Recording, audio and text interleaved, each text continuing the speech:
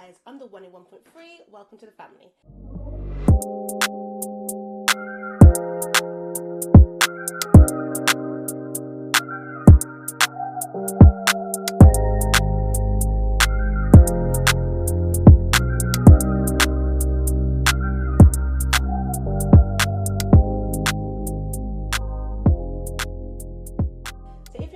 My name is Sophia and I am a qualified primary school teacher as well as a former home educating parent, and I'm going to be helping you teach your year 4 child, which is a child who is 8 or 9 years old. And I've got my son's cat here. This is Kiara. So if you've seen some of my other previous videos, I've got a video over here where I taught year 1 children, and in that video I kind of broke down what is required in the year 1 classroom. We talked a lot about phonics, phase 2, phase 3, phase 4, phase 5. And we also looked at some key words that they should learn, and I made you do a little test on them to check how they're getting on. Then we had my year 2 video, which you can find over here, and that video kind of built on from the phonics, looked at spellings and grammar and introducing them to some word classes and just random things. We can check that video out first. And then we had my year 3 video, which also talks about moving into key stage 2, looked at the new national curriculum in terms of what sort of things you should look for. But that video was kind of a little bit more detailed and based on the overall child and like hygiene and independent skills and riding bikes and things like that. But we're going to build on from there now and help you teach your year 4 child. Now, whilst editing this video, I realised that the video is actually quite long, so I'm going to put it in 2 parts where I focus more on English in the first section and then I'll deal with math, science and extra curricular in the second part of the video. Okay? Now remember, when I say helping you teach your year 4 child, you have to remember that every child is very different. Every child has a different starting point. Every child will learn in a very different way. But I'm just going through the national curriculum based on what a child will be learning in year 4. So if your child is working below the level that I'm talking about in this video, don't worry about that. Don't hesitate to go back to the videos and work on those key skills that they need to learn prior to getting to year 4. If your child is working ahead, then I've got another video coming out next week, depending on when you're watching this video. You can check that one out based on how to teach your year 5 child. 1 minute. So I was a little bit interrupted just then, but I'm back now. I feel like my jumper's a little bit, I keep rubbing it with my makeup, so yeah, it's a little bit of a mark there. Let me try and hide that a little bit. Now, as a year 4 child, it's going to be a little bit more difficult for me to just tell you to grab your child and get them to read a passage to help you, but I'll try and do that in the same sort of format as I did for my previous videos. Okay, so let's just jump straight into it. Let's start with reading. In year 4, your child should be reading independently for about 20 to 30 minutes per day. When I say independently, that's just what they should be doing. But it's important that you're also still listening to your child read. Now, many parents help their children read when they're really young and when they're learning how to read. But when the child is reading to learn, the parent kind of backs off a little bit. But it's still important to hear your child read. It's good for a child to get a practice of reading to an audience, and you will be their audience. So I would say when you're doing washing up, or when you're doing cooking or when you're driving in the car, get your child to read to you. Read it out loud, the words as well. It's nice for them to hear their own voice out loud as well. When they're reading, if they come across a challenging word, I would say try to get them to sound that word out in their head before they say it out loud, because it allows the reading flow to be a lot better. I would say at least once a week, get them to read out loud to you, but if you can do it more frequently, then that's okay as well. Help your child to identify the punctuation in the sentences that they're reading. So if they come across a comma, speech marks, exclamation marks, any punctuation mark, they should do a short pause as they're reading that to make the flow better. Your child should not be reading a word, see the full stop and read through the full stop. If they get that right, it helps them to really identify where a sentence is. So when it comes to their writing, they will know that the full stop, the exclamation mark or the question mark is a clear stop, a clear ending point to the sentence. They learn that through reading. So reading is a great way to help your child to learn the skills of language, the skills of reading, skills of writing as well. It gets them to see words over and over and over again, which will also help with their spellings. Now, when a child goes to school, teachers always are telling parents, your child needs to read more, your child needs to read more. And the reason why we say this is because obviously there's certain skills that are involved in reading. And this is why I say that God, the fact that he allowed the Bible to come to us in a written Bible, it just shows how much emphasis he has on reading. He didn't send like a TikTok video down to show who he was, or send like some kind of loud voice to show who he was. He sent it in a book form, which shows the power of reading. So reading is such a powerful tool that you should get your children involved in now. If you're following different methods such as classical education or Charlotte Mason method, they immerse their children in books, lots of living books, where the child reads from the beginning all the way to the end of the book and does comprehension through that way, and that's the same as the AC curriculum as well. But in schools, what we tend to do is have a lot of extracts in there. So they will have lots of extracts. They will practice reading the extract and answering questions based on that. There's books like this that you'd find from CGP, like this one for year 4 children from CGP that you could use with your children as well. I don't really like these type of books, but they are like what we do use in schools. It does get your child familiar with this sort of style of learning. And what happens with these sort of books, that the child has an extract from a book, and then they read the extract, and then they answer questions based on the extract. It can work as like small focused tasks, but I do prefer the method of a child reading a whole book. I think that's why my children have done quite well with reading, because they learn how to read a whole book and then answer questions based on the whole book. Really good for prediction skills, really good at getting the whole full understanding of the beginning, the middle, and the end of a story. But if you need to follow the method of what the schools are using, then these comprehension books are quite helpful as well. I would also say that if your child is in year 4 right now, now's the best time to start thinking about where you want them to go for high school. Will you be home educating all the way through high school like I did with my children, or will your children be going back into to Egypt, we say, like back into the public sector when they reach year 7? If that is the case, you've got to start really thinking at this stage now what sort of school you want your child to go to. Now, there's several options that I'll list down over here of different schools. You've got academies, you've got community schools, you've got mainstream schools, you've also got the private independent sector, such as an independent school, you've also got boarding schools, you've also got grammar schools. You've got the grammar school, which is not really independent as such, it's still free school, still follows national curriculum, but the levels are a lot higher and they're selective. So they're either partially selective, where they just, part of their examination is based on selection, part of it's just based on other criterias, or it could be fully selective, where they've got to pass exams in order to go to the school. But the grammar schools are the free ones, and the independent schools are the ones you need to pay for. My daughter goes to an independent school, but you have those schools, they have like different examinations. So my daughter, she did an in-house examination, which was created by the school. She did A-levels, so the way they did that was that they give examinations based on the subject that she's going into. So she had 6 weeks of tuition before she went into the school, but that was only based on exam style questions and just getting her used to the format. And that's the same for 11 plus exam for children in year 4. So a child in year 4, they have to learn the core curriculum first before moving to the examination practice. And if you're going to get a tutor for them at a later stage, you can save a lot of money by just teaching them the full curriculum first of all, and then only using a tutor to help them just get used to the timed exam methods and also get them used to the papers. But they should have the core knowledge before even thinking about going on to 11 plus. So I'll talk a bit more about that towards the end of the video, but for now, the main thing I say for year 4 child, that you cover the full coverage of the national curriculum, cover year 1, year 2, year 3 first of all, and then move into year 4. So with reading, there are some books that I would say your child should be reading in year 4, to show, just to have that knowledge in their mind. Because remember, in year 4, they're reading to learn now rather than learning to read. So I would say I give them books from different genres, like look at poetry, look at non-fiction books, look at graphic novels, look at fiction books as well, look at historical fiction, look at current fiction. You can introduce them to Shakespeare. There's so much things you can introduce them to at this stage. If they like a certain type of book, then immerse them in that book as well, which will make sure that they're reading a range of books. Some good books that you can read with your child, or your child can read basically, are part of this, are books from the C.S. Lewis range. Really good author, C.S. Lewis. I would say start with The Lion, the Witch and the Wardrobe first of all, and then move into some of the other category of books that he has. I've got a whole selection of some of these books over here, but I wouldn't recommend all of these books for year 4 child. But I would say start off with The Lion, the Witch and the Wardrobe, then possibly move on to Prince Caspian. These are really good books. The Lion, the Witch and the Wardrobe are good entry books for children in year 4. They are simple, but they have a captivating storyline, and they introduce good themes such as good and evil. They've got bravery, they've got courage in there, resilience in there as well. Prince Caspian is actually the 3rd book in the series, but it is quite a nice book to go through next, this one over here. It has a slightly more complex plot with themes of faith and restoration in here. But the second book's actually The Horse and His Boy. The Horse and His Boy, but this one has a lot more challenging vocabulary in here and themes. But it's up to you how you introduce these to your children. But I would say C.S. Lewis is really good as a starting point for your child in year 4 to read some of the books that are classical as well. And I'd say also read the book first of all and then watch the movie after. That's what I did with my children. We read the book first of all, then we looked at the movie and we contrasted both of them and looked at how they were different in terms of what they thought some of the themes were within the book compared to what it looked like on the screen. And we'd have like popcorn together and we'd have like our quilts out and watch the movie. And if one of the movies came out in the cinema, we'd go and watch that after as well. And that was a good incentive for them to learn how to read. Another one is Charlotte's Web.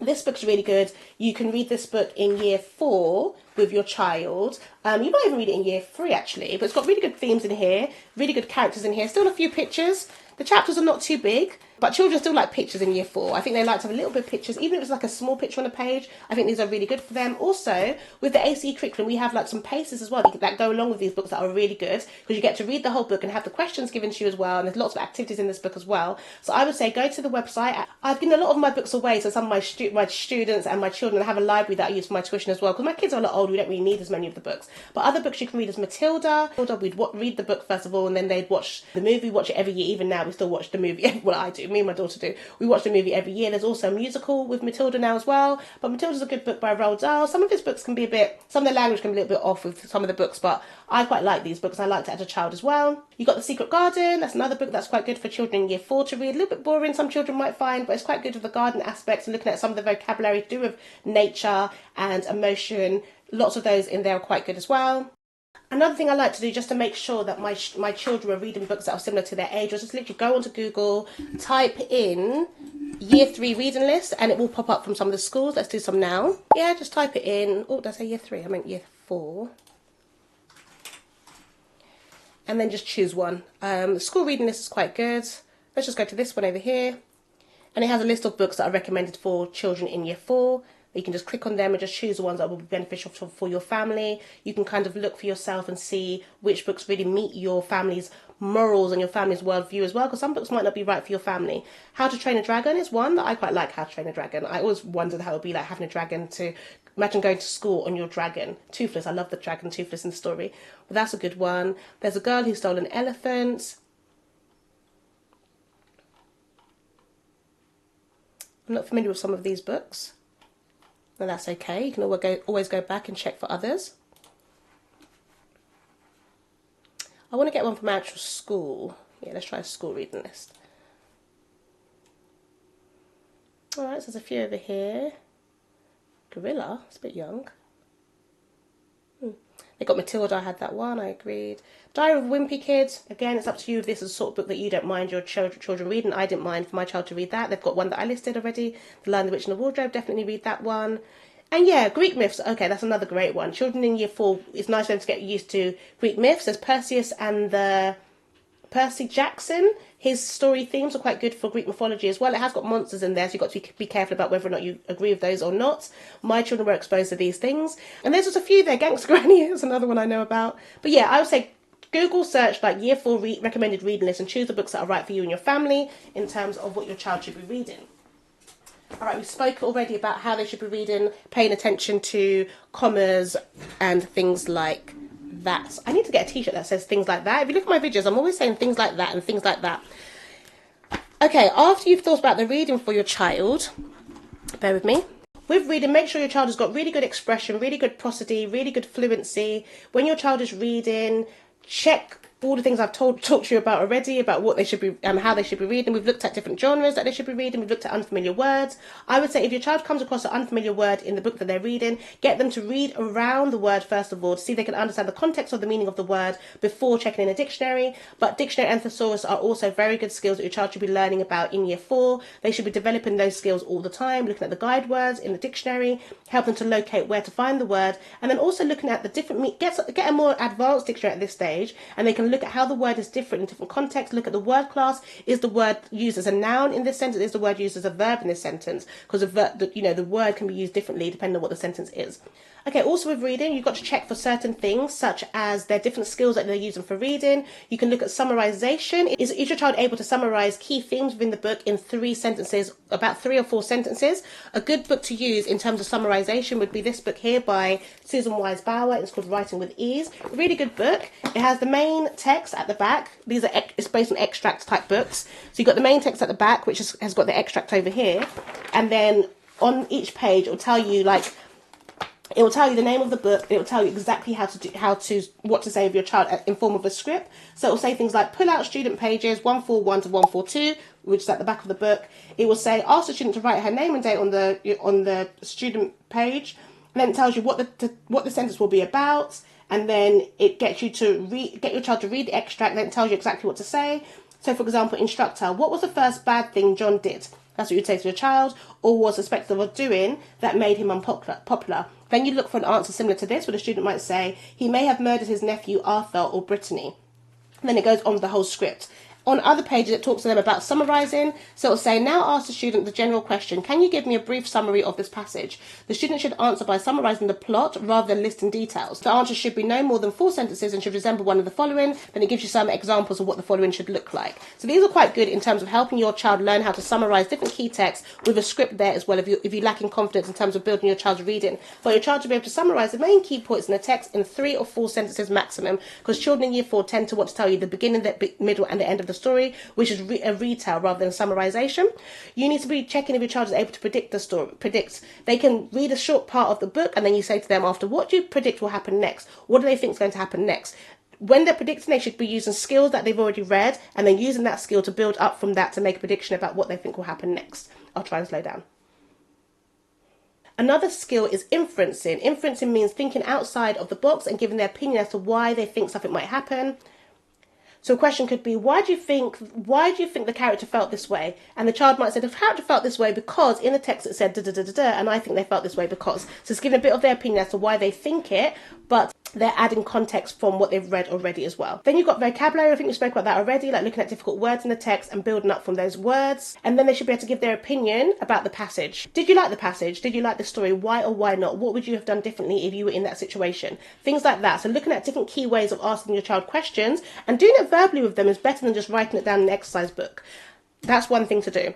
So that's what I would say for reading. You've got your reading list. We talked about that already. There's also different levels for reading. So on my website, you can go to www.1.3family.com, join our community, and we have a classroom at the back end, which I give lots of free resources and advice as well to you. So when you go to the website, don't be alarmed if it asks you to log in. It just means I've got your email. I will send you different things based on emails that I want to entice you. If it's a business, it's my business at the end of the day. I give free things on there, but I also have things on there that you can pay for. But let's just show you what it looks like on the back end.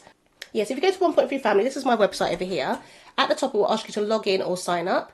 If you log in, you'll get onto the members portal. And if you go straight down over here to year 3 and 4, enter. That you're now entering into the year 3 and 4 classroom. And it gives you different ideas of different subjects that we're learning about. Some things on here are free, some things on here you can pay for them. But if you go to the reading section over here, it's telling you what level books your child should be reading in year 3 and year 4. Line bound books are a bridge book level from year 2 to year 3. And then you've got the brown band books, which are recommended for year 3 children. And then you've got the grey band books that are recommended for children in year 4. Oh, thank you. Yeah. What? Don't touch my face.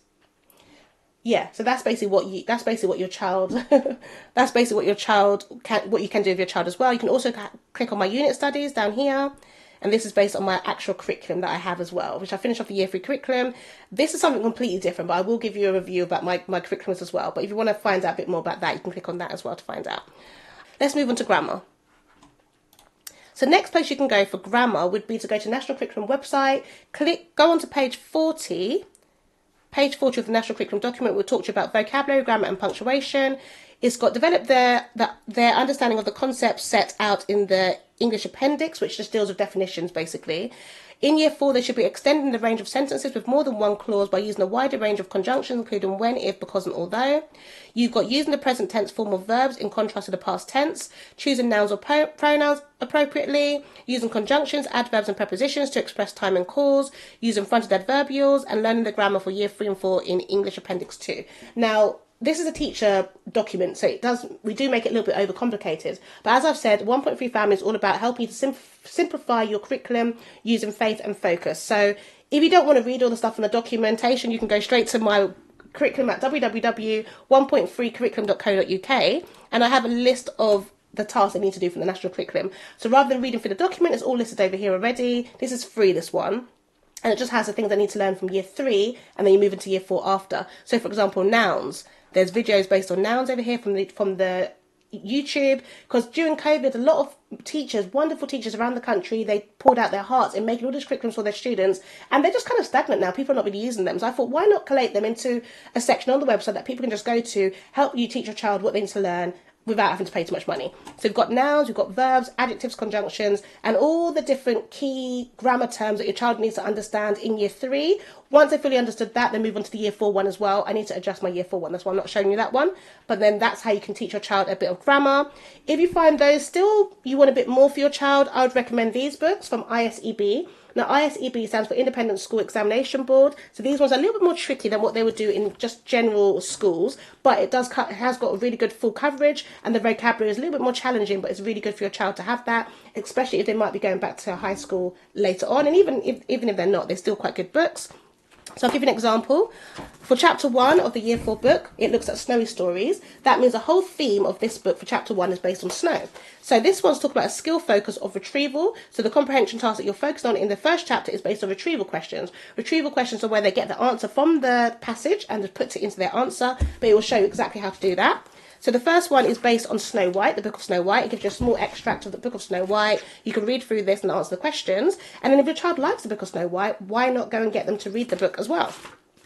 Then it moves on to non-fiction text called Snow Facts, which is based on a newspaper article from Deeper Snow in the UK. So they get to answer questions based on 2 different genres of writing. And then we have grammar. The first chapter deals with expanded noun phrases, and it shows you exactly how to teach that to your child. There's also punctuation. The first chapter deals with basic punctuation, such as capital letters, such as full stops, capital letters, and different end marks. Then you've got spellings. The first section deals with the spellings of the suffix ation. It's like occupation, adoration.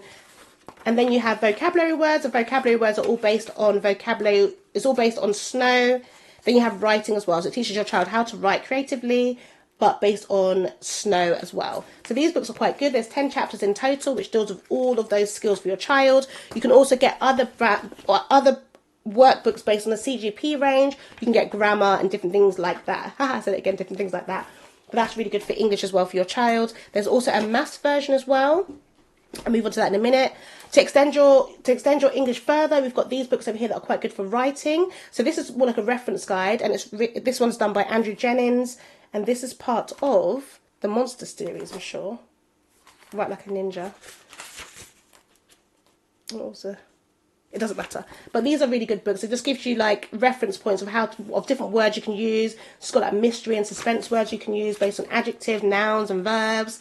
You've got gaming imagery, you've got spring-summer words such as bright, cloudless, fragrant. You've got autumn-winter words such as cobwebs, bonfire. So just a really good reference tool for your child to use. It also deals with things like the best ways of using writing, such as using anecdotes, using flattery, using the rule of 3. So much is in here as a good reference tool for your children. I recommend this book. There's also another one you can get, which is about creative writing. This one over here, it's quite cool. Creative writing skills, and it's got over 70 activities in here that your child can use to help them to write expressively. So, for example, this one says write a story about a journey, and it's written in the form of a journey, and it's got little activities that your child can just explore their writing, and it gives them little tips of what they can use, such as the SOAP method, which is similes, onomatopoeia, alliteration, personification.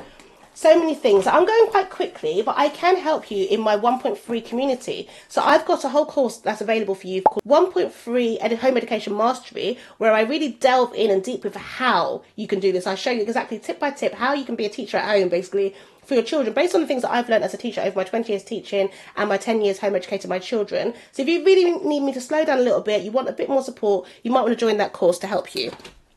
Another good curriculum that you could use for your children to help with grammar and also writing are these books over here from IEW. I love these books. I have got a review about these books separately, so I won't go into this too deeply, but it's really about editing sentences and making the sentences better, and it shows you how to do that with your child. Yeah, so it's about editing nouns, verbs, word classes, but it teaches them what those concepts mean as well. And then another one you might be interested in is this, what your year 4 child needs to know. Now this doesn't really, it follows national curriculum to a point, but it kind of just shows you what a year 4 child needs to know. There is a USA version, this is the UK version of that, but these books are really good. It follows more like a classical education method with lots of like old classics in there, but really good. It's very, you can use it as your main spine for home education. So if you just wanted to get this book for your child fully and just immerse yourself in this, they've got lots of resources free online as well. Again, I've got a review coming out about these books as well. So that's what I would say for English, the skills that your child would need. Also, handwriting is very important as well for a child in year 4. Handwriting is important from the beginning anyway, but if your child hasn't really grasped the full concept and the full way of writing correctly in year 4, I would say continue with that. I would say if your child is not joining correctly, then stop the joining, go back to just individual letters with your child, helping them to understand how to form the letters, how to write on the line, how to keep their letter size the same size as well, how to know that if they're going to if they're slanting their letters, all their letters should be slanted. I'm getting a bit hot. If they are writing the letters straight down, then all the letters should be written straight down. But handwriting is really important for a child, because I feel like a child in primary school, You need to get the foundation strong from primary so that by the time they get to secondary, they don't have to worry about all these things anymore. I think foundation skills are so important for primary, so don't neglect them. Work on them. Doesn't matter if you feel like, okay, I've seen a year 1 child, they're writing so neatly, my child's in year 4 and I'm not writing so neat. Get them to write neat at this stage. I know your child has got a challenge, such as dyslexia or dyscalculia, or maybe they have challenges with forming and holding a pen and they need to type instead. If your child hasn't got any like major challenges like that, then you need to get the handwriting sorted out. I think it's quite an important skill, and it's like an art, and I think it's nice for them to get it ready so that when people read your child's writing, they should be able to understand what your child is trying to say. I've got children in year 5 who some of them I'm still having to help them with their handwriting because they do find it a little bit more challenging. But now that we're taking the time to do it, their writing's improving. So there's no excuse for a child not to be able to write neatly if they haven't got a challenge. So sometimes I've had children write the word like scratch, for example, SCRATCH. But because they're formulating their R's incorrectly, it looks like they're writing a C. So they write the R and then they're joining from the bottom. So it just doesn't look right when they're writing. And I keep saying to them, if I can't read the words, I'm going to mark it wrong. Because they might argue with me and say, Miss, but that's not what it says. It says this. I'm like, okay, but it doesn't look like it says that to me. I've read it as this. Okay, you see why I might have read it as this? And they're like, yeah, I can see it. So I'm saying, okay, no, you've got to join from the top or you've got to join from the bottom. Then I will not mark your spellings incorrectly. So that's just how I do things in my school. And I think the children, they take ownership of that a little bit more now that they know they need to work on it. So work on handwriting with your children. There's different levels to handwriting that you can teach them. Let me tell you which ones.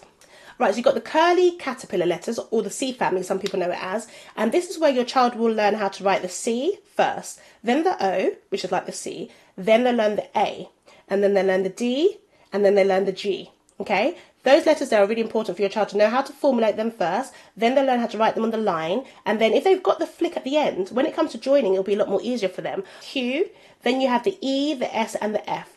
Teaching that order first of all, rather than teaching alphabetically. Then you also have the long ladder family, or long ladder letters, and those letters are L, I, T, U, Y, and J. That's from the long ladder letters. And then you have the one-arm robot, which are things like R, B, N, H, M, K, and P. So teach that order to your child. Make sure they're writing those letters correctly. Once they can do them neatly, then move on to joining with your child as well. Yeah, I think I've covered everything. Did I cover spellings? With spellings, what you can do for the spellings is that when your child is doing work, I would say pull out spelling words that your child is getting wrong. So have like a separate spelling book called Personalised Spellings. Pull out words your child is getting wrong consistently and help your child to work on those spelling words. That's the best way to teach your child spellings in context, because your child will learn words that they're finding quite challenging and they'll get to see for themselves what they're finding challenging and how you can help them. You can also print off the year 3 and 4 spelling words. The year 3 and 4 spelling words, you have them from the national curriculum. They've got like about 100 and something, just a little bit over 100 words. And these are keywords that your child should know that could come up in their SATs. But you can also go back to the document, the national curriculum document, over here, and go to spelling. Yep, spellings for year 3 and 4. That's page 59.